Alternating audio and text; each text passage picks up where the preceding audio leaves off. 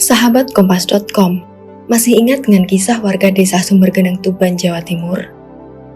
Warga kampung tersebut mendadak viral karena mendadak menjadi miliarder.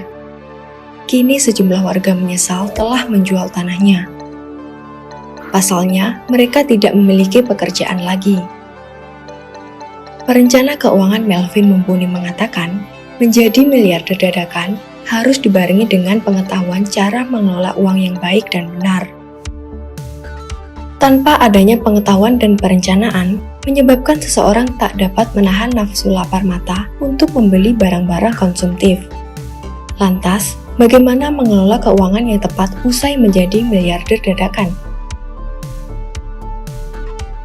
Dalam kasus ini, warga menjual tanah yang sebelumnya digunakan untuk pemasukan utama.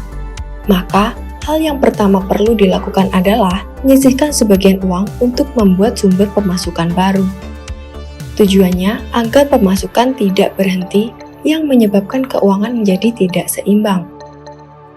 Misalnya, dengan membuka toko kelontong atau menyewakan kendaraan.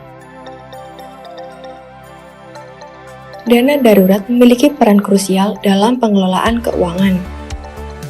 Dana darurat ini akan sangat berarti ketika seseorang mengalami kebutuhan mendadak maupun mengalami penurunan pendapatan. Idealnya, jumlah dana darurat ini adalah 6 hingga 12 kali pengeluaran bulanan. Bila besaran pengeluaran bulanan mencapai 5 juta, maka dana darurat yang harus disisihkan setidaknya 30 hingga 60 juta.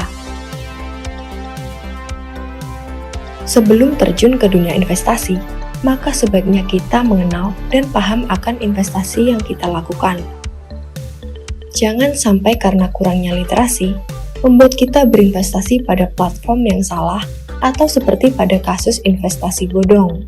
Investasi harus disesuaikan dengan profil kita, karena investasi dengan imbalan yang tinggi juga memiliki resiko yang tinggi pula.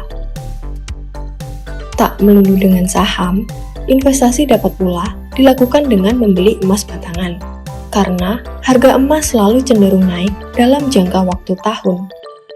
Investasi juga dapat dilakukan dengan menggunakan sebagian uang tersebut dengan membeli tanah kembali. Tiap tahunnya, nilai investasi tanah menunjukkan angka kenaikan. Membelanjakan uang untuk kebutuhan konsumtif seperti membeli mobil, barang-barang kebutuhan keluarga, merupakan hal yang sah-sah saja untuk dilakukan. Namun, alangkah lebih baiknya, pengeluaran keuangan ini digunakan dengan bijak, agar tak membuat menyesal di kemudian hari.